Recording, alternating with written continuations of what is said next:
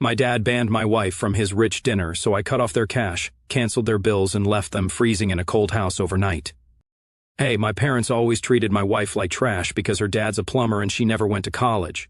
Then one day, they invited me to a family dinner, but told me my wife wasn't welcome. Meanwhile, my sister and her rich husband were coming. That's when I snapped and cut them off for good. Here's how it all went down. I, 31 male, met my wife, 30 female Rebecca, in my last semester of college. I was working part-time at this hardware store to help pay tuition, and she was at the register. She had this no-bullshit attitude that I liked immediately. Didn't take crap from anyone, especially the rich customers who'd come in and treat the staff like invisible servants. The first time I saw her shut down some guy in a suit who was being condescending about paint mixtures, I was instantly impressed. She basically schooled him on paint chemistry while maintaining perfect customer service smile. 3 weeks of awkward flirting later, we were dating. Rebecca came from what my parents would call a working-class background. Her dad was a plumber who ran his own small business, actually pretty successful with 3 employees and contracts with some local businesses. Her mom worked as a secretary at the local high school. They lived in a modest house in a neighborhood my parents would never visit voluntarily, but they were good people, honest, hardworking, and they loved their daughter fiercely. Their house was always clean, their lawn always maintained, and they had family dinners together every Sunday. When I brought Rebecca home to meet my parents, I could feel the judgment before she even walked through the door. My mom did this thing where she'd smile with her mouth, but not her eyes. This plastic expression that probably came from years of pretending to like her country club friends. My dad barely looked up from his newspaper. They asked her questions about college. She didn't go. Her career goals, she was working retail while figuring things out. And her family, the working-class plumber. Each response met with these subtle grimaces like they were physically pained by her answers. The whole dinner was just them trying to find reasons why she wasn't good enough for their son. I should have stood up for her more that night. I did defend her a few times, especially when my dad started questioning why anyone would choose retail as a career path. But mostly I just tried to change the subject or smooth things over. I was still stuck in that mindset of not wanting to rock the boat. Years of conditioning doesn't disappear in one dinner. My sister, 34 female Abby, was even worse. She'd married this finance guy named Jensen right out of college. He came from family money and had the kind of connections my parents drooled over, the type who got his first job through daddy's golf buddy and somehow thought he was self-made. She showed up late to that first dinner, decked out in designer clothes with a new luxury watch. She made sure everyone noticed by constantly checking the time and adjusting it on her wrist. The first thing she said when she saw Rebecca wasn't "nice to meet you," but, "Oh, isn't that dress from Target?" Rebecca handled it all with more grace than they deserved. On the drive home, I apologized profusely. She just shrugged and said, "I've dealt with people like that my whole life. They think a bank account defines a person." That was Rebecca. She saw through people immediately. She wasn't impressed by money or status, just by how you treated others. It was refreshing after growing up in a family where appearances were everything. Despite their obvious disapproval, Rebecca and I got serious fast. We moved in together after 6 months. My parents responded by suddenly forgetting to invite me to family functions. Or they'd call at the last minute saying, "Oh, we thought you'd be busy with her." They'd never say Rebecca's name if they could avoid it. My dad once cornered me at a family barbecue that Rebecca couldn't attend because of work. "Son, I understand the appeal," he said like we were 2 guys talking about a sports car. "But you need to think about your future. What will her connections bring to the table? What doors will she open for you?"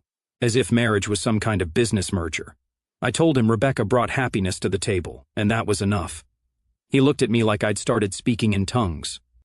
When I proposed to Rebecca after 2 years, my parents couldn't even fake happiness. I called to tell them, and my mom's first response was, "Are you sure you don't want to take some more time? You're still young." Not congratulations, not best wishes, just immediate doubt.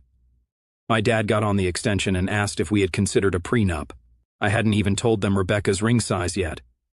Despite their reaction, we decided to have a small engagement dinner with both families. Big mistake. My parents reserved a private room at some overpriced restaurant they couldn't really afford, clearly trying to impress Rebecca's parents, or more likely, trying to make them feel out of place. The kind of restaurant with tiny portions and waiters who recite the specials like they're performing Shakespeare. Rebecca's parents showed up in their Sunday best, clearly nervous, but making an effort. They brought a nice bottle of champagne as a gift, which my parents promptly handed to the waiter without a thank you. My sister Abby and Jensen arrived 45 minutes late. The moment Abby saw Rebecca's dad, she loudly whispered to Jensen, "I guess the plumber got the night off." I heard it. Rebecca heard it. Her parents pretended not to. I immediately confronted Abby. "What the hell is wrong with you?" She gave me this fake innocent look. "What? I was just surprised he's not in his work clothes." "Apologize now." My mom jumped in. "Samuel, don't make a scene. Abby was just making an observation." That's when Rebecca stood up. No, she wasn't. She was being intentionally cruel. "Mr. and Mrs. Walsh, thank you for dinner, but I think we should reschedule when everyone remembers their manners." She took her parents' hands and walked out. I followed them, leaving my family sitting there. My dad called the next day demanding I apologize to Abby for embarrassing her. I hung up on him. The worst part, Abby kept using that plumber's daughter line for years.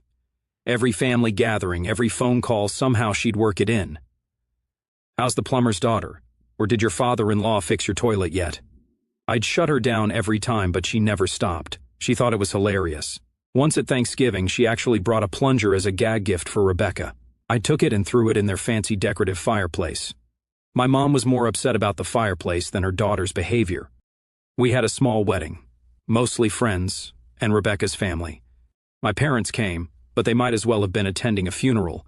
They sat rigid in the front row, barely clapping, checking their watches every 5 minutes like they had somewhere more important to be. Abby showed up in a white dress, the oldest trick in the book to upstage a bride. Rebecca just laughed it off, saying it just showed how insecure Abby was. "She can wear white all she wants," Rebecca whispered to me. "Everyone still knows who the bride is." Rebecca's bridesmaids ran interference all night, accidentally on purpose, spilling red punch near but not on Abby's dress enough times that she spent half the reception hiding in the bathroom. During the reception, my mom cornered Rebecca while I was talking to some college friends.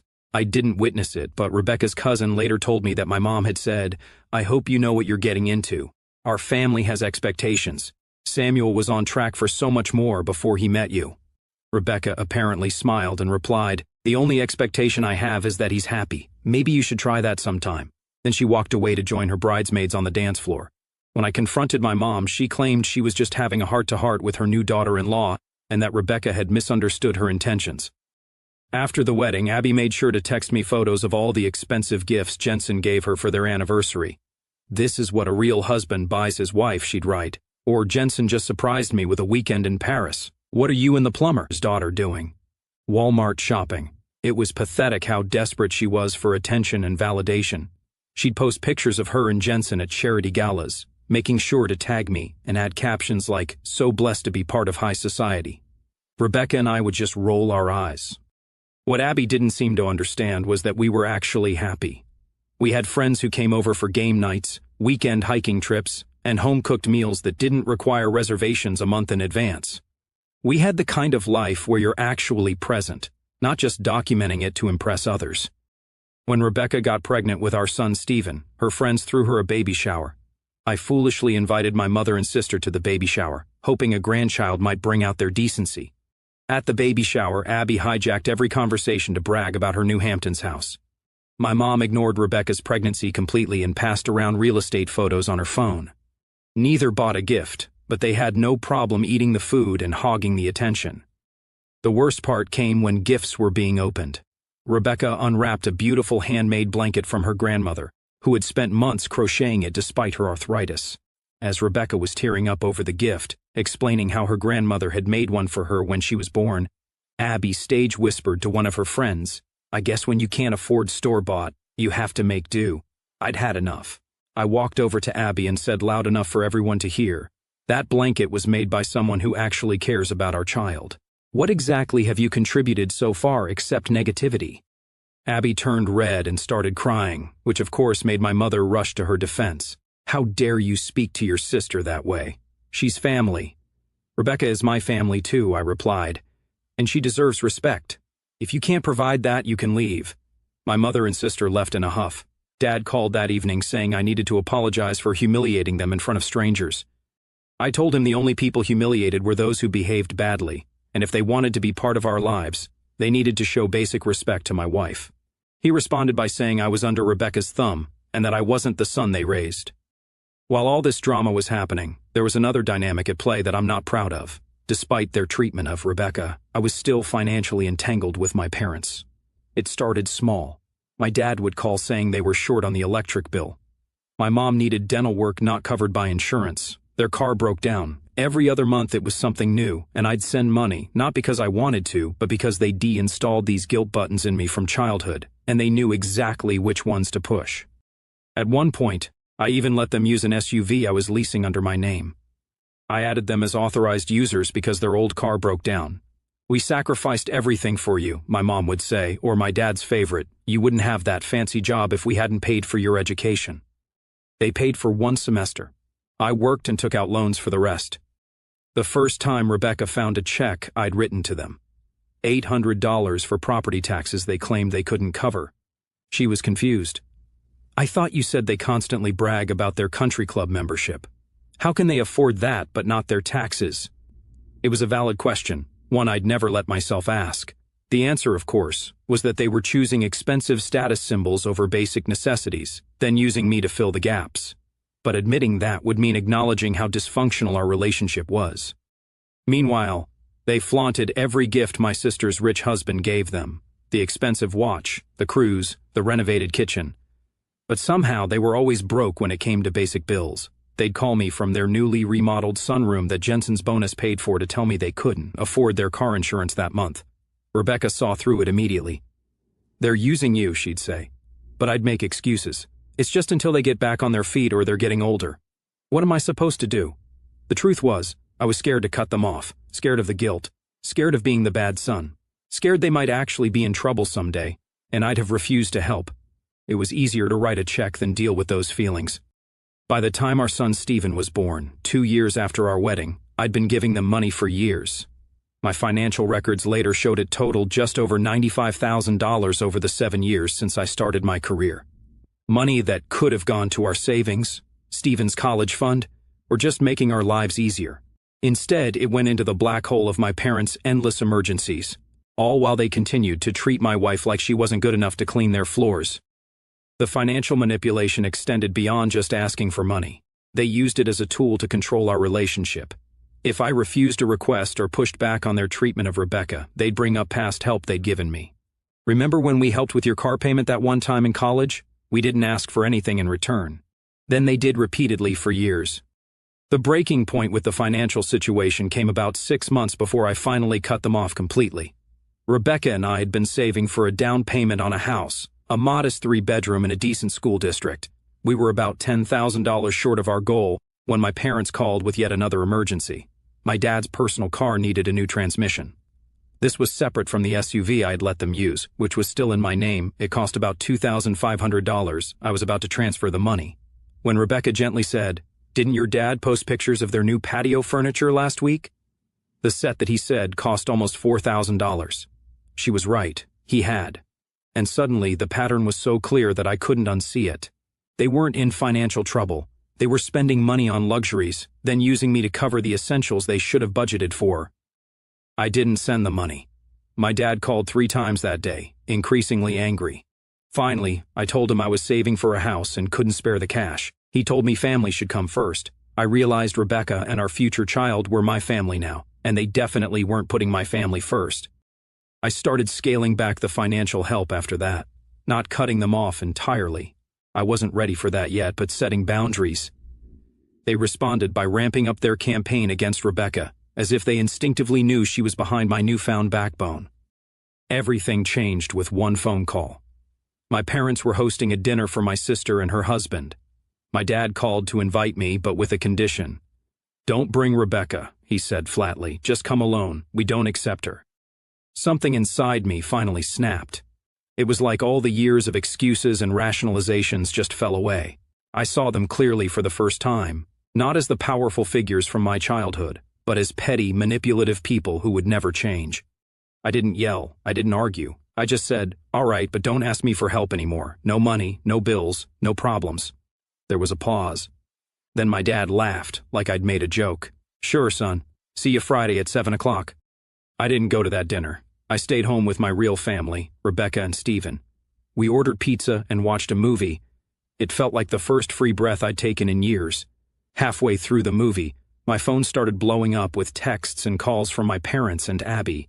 I turned it off and finished the movie. That night, I started going through our financial records. Every transfer, every check, every loan that was never repaid. I made a spreadsheet with dates, amounts, and stated purposes. The total made me physically ill. I thought about all the things that money could have provided for my family. The vacations we'd skipped because we were saving. The way Rebecca still drove her old car with 180,000 miles on it because a new car wasn't in the budget. The way I'd freaked out when she spent $200 on a nice winter coat for herself, saying we needed to watch our spending. All while my parents were using my money to maintain their lifestyle and image.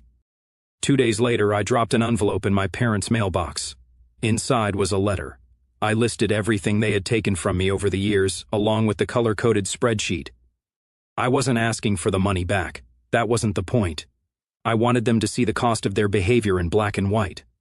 The letter also informed them that I had legally separated myself from them. I had removed their names from all emergency contact forms, updated my will that had once included them, and changed our home's ownership so it belonged only to Rebecca. I'd switched my life insurance beneficiary, every single financial tie connecting us, cut off completely. I included one final note. I had my lawyer send them a cease and desist letter warning that further contact would be considered harassment and could lead to legal action. From that moment on, we treated any outreach as a potential violation. No direct calls, no messages through friends or relatives. That was the end. I didn't tell Rebecca exactly what was in the letter. I just told her I'd officially cut ties with my parents, and she hugged me for a long time without saying anything. She didn't need to. A week later, my mom messaged Rebecca directly. It was long and cruel. She claimed Rebecca had twisted my thinking, turned me into someone unrecognizable. She said Rebecca would never be part of the family, and neither would our son. She compared us unfavorably to my sister and her respectable husband. She ended with, "We made you, and we can unmake you." That's when I knew this wasn't just a family disagreement. This was war, and I wasn't going to fight with rage. I would fight smart. First, I contacted my lawyer and added that message to our file for harassment. We began the process for a restraining order, not to use immediately, but to have ready. Then I went after everything they assumed I'd never touch. Back in college, I helped them out by setting up a few bills in my name. Figured it would be temporary. They never took them off. The electricity account was in my name. I shut it off. The heating service terminated. Their cell phones were still on my family plan from college. I cut service without notice. Since the SUV loan was under my name and they were no longer authorized users, I contacted the lender, revoked consent, and arranged for repossession. It took only a few days to process. Then I dug deeper. In 2019, my father had applied for a personal loan using my information, claiming it was for an urgent family matter. He forged my signature, missed payments, and when I found out, I paid it off to protect my credit. But I kept every form and receipt. I filed an official report of identity fraud with the bank and requested an internal review. Within 2 days, the bank froze all their accounts, effectively freezing every dollar they had, and initiated a full review. I was told other linked accounts could be affected depending on the investigation's outcome. The bank manager actually called me personally to apologize for not catching the forgery earlier. 3 days after I cut their financial lifeline, Abby showed up at our door unannounced. She looked like she'd been crying, but her face was twisted with anger. "What the hell do you think you're doing?" she demanded, pushing past me into our living room. "They're your parents, Sam." Rebecca was in the kitchen with Stephen. She came out, holding him protectively. "Abby, this isn't a good time." Abby ignored her completely, turning to me. "They can't pay their bills. They can't buy groceries. They're sitting in a freezing house because their son is having some kind of tantrum." "It's not a tantrum," I said calmly. "It's consequences. They've been using me as their personal ATM for years while treating my wife like garbage. It's over. This is all her fault." Abby suddenly screamed, pointing at Rebecca. "She's been turning you against your family since day one. The plumber's daughter couldn't stand that she married above her station, so she had to drag you down to her level." Rebecca's face went white. She turned to take Stephen back to the kitchen. Abby actually tried to follow her, still yelling. I grabbed my sister's arm. "That's enough. You don't talk to my wife that way in our home." "Your home?" She laughed bitterly. "The only reason you have anything is because our parents supported you your whole life. They paid for 1 semester of college, Abby. I worked and took out loans for the rest. And every dime they ever gave me, they took back tenfold. It's all in the letter. Did you even read it?" She faltered slightly. They're old, Sam. They need help. Then, help them yourself, I replied. You've got that rich husband. You've got that big house in the Hamptons. You take care of them. Jensen's money is for our future, she snapped, not for them. Funny how that works, isn't it? I said. My money is supposed to support them, but yours is off limits. I could see the wheels turning behind her eyes. She hadn't expected me to push back. Abby was used to everyone bending to her will, especially me. She'd spent our entire childhood watching me cave to our parents' demands, and she assumed that pattern would continue forever. If you don't fix this, she said, lowering her voice to a threatening tone, you're not part of this family anymore. I actually laughed. That's supposed to be a threat? I'm already happier without any of you in my life. Her face contorted with rage. You're nothing anyway, she spat. You and your pathetic little family. Jensen will be a better son to them than you ever were. She stormed out, slamming the door. Rebecca came back into the room, Stephen now asleep on her shoulder. You okay? She asked softly. I nodded, feeling lighter than I had in years. Never better. And the weird thing was, I meant it. I expected to feel guilty or conflicted after confronting Abby. Instead, I felt clear, determined, like I'd finally stepped out of a fog I'd been living in my whole life. When I cut ties with my parents, I expected it to fade quietly. I completely underestimated how deep their damage ran. It began with my cousin Brandon. After hearing what happened, he contacted me immediately. I've been waiting for this. Then, he sent screenshots of texts from my parents dating back years. My father had promised to help Brandon's mom refinance her mortgage after she lost her job. Instead, they convinced her to transfer partial ownership of her house as loan security. The help never came, and when she followed up, they claimed the situation was too complicated to fix. Brandon had suspected for years that my parents were manipulating people financially, but he hadn't realized the extent until he saw the spreadsheet I'd created. It's like they have a playbook, he said during a long phone call. First, they offer help. Then, they ask for something in return that's way bigger than what they gave. Then, they make you feel like garbage if you hesitate. It became clear I wasn't their only victim. After Brandon came Angela, another cousin. Is it true you cut ties with them? When I confirmed, she laughed bitterly. About time someone grew a spine. She told me how my dad had convinced her to hand over $12,000 from an inheritance, promising to invest it. The money vanished, and when she brought it up, my mom accused her of being selfish and betraying the family. The stories kept coming. An uncle who'd been convinced to co-sign a loan for them. A family friend who'd loaned them his vacation property and found it trashed. A neighbor who'd been persuaded to invest in a sure-thing business opportunity that mysteriously fell through after the checks cleared. Meanwhile, Abby was true to her word. According to mutual relatives, Jensen started writing monthly checks to my parents. Abby posted smug photos on social media of them taking my parents to expensive restaurants, captioning them with things like, "This is how you treat family," and "Some people understand loyalty." Each post was carefully tagged to make sure I'd see it, even though she'd blocked me directly. But it didn't last long. Brandon's mom hired an attorney. Angela filed a civil complaint. Another relative submitted a report accusing my mother of financial exploitation of an elderly person. Their church reviewed their charity records and found missing funds, receipts that didn't match deposits, and suspicious errors, all tied to my mother. She was quietly asked to step down from the committee she'd chaired for years, the same committee she'd used to convince people of her moral superiority. The landlord contacted me next. My parents had forged my signature to list me as a financial co-signer when they renewed their lease, something I had no knowledge of. I immediately sent a notarized affidavit stating I had never consented or signed the lease and included supporting documents showing the signature was falsified. The landlord referred the matter for legal review and reevaluated the lease. When my name was removed, the rent terms were adjusted, and my parents couldn't afford it. As the walls closed in, they leaned harder on Abby and Jensen. According to a mutual friend, the monthly checks weren't enough anymore. They started calling daily with new emergencies. Abby would drop everything to rush to their aid, often dragging Jensen along. He started to see the pattern I'd been trapped in for years, the emergencies that somehow always coincided with luxury purchases, the way they'd cry poverty while wearing new clothes and planning vacations, the subtle manipulations and not-so-subtle guilt trips. 6 months in, Jensen had enough. He stopped writing checks. He stopped taking their calls. Abby and he started fighting constantly, their perfect Instagram marriage showing cracks. But Abby doubled down, using her own money to support them. Money from the joint accounts she shared with Jensen. She was so desperate to maintain her position as the good child that she was willing to risk her marriage over it. In a way, I felt sorry for her.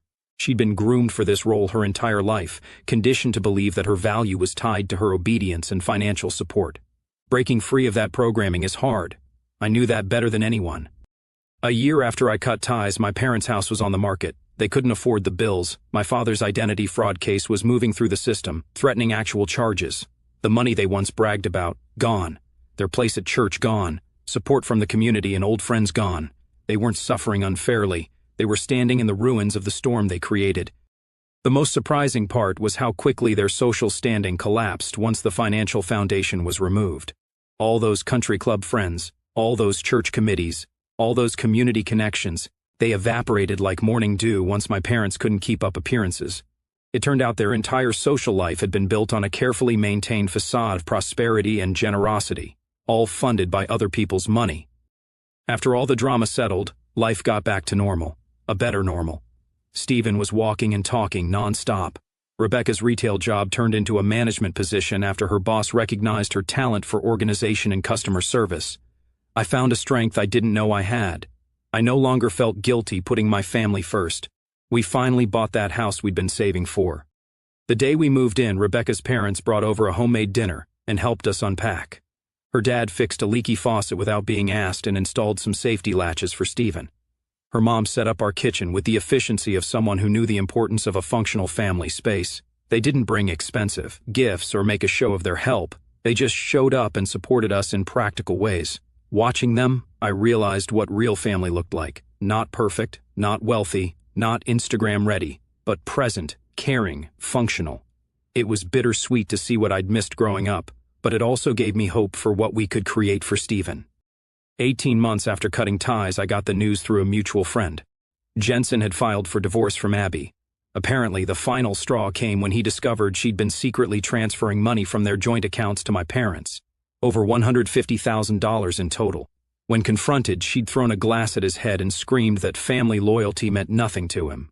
The perfect poised Abby had finally cracked under the weight of maintaining the family mythology. Divorce was messy and public. Abby lost the house in the Hamptons. She lost the Manhattan apartment. She lost the lifestyle she'd based her entire identity around. My parents predictably disappeared once the money dried up. They'd gotten what they needed from her and moved on, just as they had with me and countless others. And then, almost 2 years since I'd last heard from any of them, I got a text from an unknown number. "It's Abby. Can we talk?" I didn't respond right away. After thinking about it for a few days, I agreed to meet Abby at a coffee shop near our house. She looked different, older, less polished, wearing clothes I recognized from years before. No designer bag, no flashy jewelry. She wouldn't make eye contact at first, stirring her coffee obsessively with a plastic stick. "Jensen left me," she said finally. "I lost everything." "I know," I replied. "I heard." "Mom and Dad cut me off once the money was gone." She laughed bitterly. "Turns out I wasn't the golden child after all, just the one with the rich husband." I didn't say anything. I'd learned that silence was sometimes the most powerful response. "I've started therapy," she continued, "still figuring things out. But I've realized how messed up our family really was and how I treated you and Rebecca." She took a deep breath. "I'm sorry, Sam. I was horrible to her. To both of you. I was so caught up in being the favorite that I never realized how toxic it all was." I nodded slowly. "It was. Is there any way?" She started, then seemed to reconsider. "I don't expect forgiveness. I don't deserve it. But I wanted you to know I'm sorry." I hadn't expected an apology. Part of me wanted to reject it, to make her feel a fraction of the pain she'd caused Rebecca over the years. But I could see something in her eyes that I recognized, the same realization I'd had when I finally broke free. "It'll take time," I said finally. "A lot of time. And you'll need to apologize to Rebecca directly. But maybe we can start with coffee once a month and see where it goes." She nodded, tears in her eyes. "Thank you." I didn't tell her everything was forgiven because it wasn't. But I left the door cracked open. Not for her sake, but for mine. Because holding on to anger, even justified anger, was exhausting. And because I recognized that in many ways Abby had been a victim too. A different kind of victim than I was, but still damaged by the same toxic parents. 2 days later, I received a handwritten letter with no return address. The writing looked familiar, but I couldn't place it. I opened it by the mailbox, expecting perhaps more fallout from the family implosion. It was from my grandfather, my dad's father, who I hadn't seen since my teens. The twist, I thought he was dead. He wasn't. He just walked away. The message was brief. Someone in town had told him, Samuel finally broke the chain. Then he wrote, I left when your father became a man because I couldn't repair the harm because I saw him becoming who I used to be, and I didn't know how to stop it. I stood in the driveway reading that part over and over, the paper shaking slightly in my hand. My grandfather had been the family mystery, the cautionary tale my parents would reference whenever they wanted, to illustrate the importance of family loyalty. They'd always said he abandoned them, ran off with some woman, chose pleasure over responsibility. They never mentioned that he might have had reasons. He'd been living out west quietly, never remarried, completely separated from the family. He wrote that he'd started over in Arizona, worked as a carpenter until retirement, lived simply. He never contacted anyone because he didn't think he had the right, but he'd heard about what happened through his sister, my great aunt, and hoped I wouldn't vanish like he did. He closed with, if you ever want to talk, I'd like to meet the man who did what I never could. His phone number was at the bottom of the page along with an address in Sedona. No pressure, no expectations, just an open door if I wanted to walk through it. I didn't know how to react. I still haven't answered him. I told Rebecca and she simply said, it's your decision now, not theirs. She didn't push, didn't offer advice, just supported whatever I might choose. I don't know if I'll write back to my grandfather. Maybe I will, maybe I won't. But his letter stuck with me. Not painfully, just unexpectedly. It opened a door I thought was locked, and made me wonder how far back this damage goes, how long it's been passed down. The image of my father becoming like his father, who became like his father before him. It was sobering, like watching the same destructive play performed by different actors across generations. But here's what I do know. I have the chance to make it stop. Stephen doesn't know any of this. What he sees is his dad at home, his mom smiling, and the three of us dancing like fools in the kitchen on weekends. He's growing up in a house where people say I love you and mean it. Where money is just money, not a tool for control. Where family means the people who treat you well, not just the ones who share your DNA.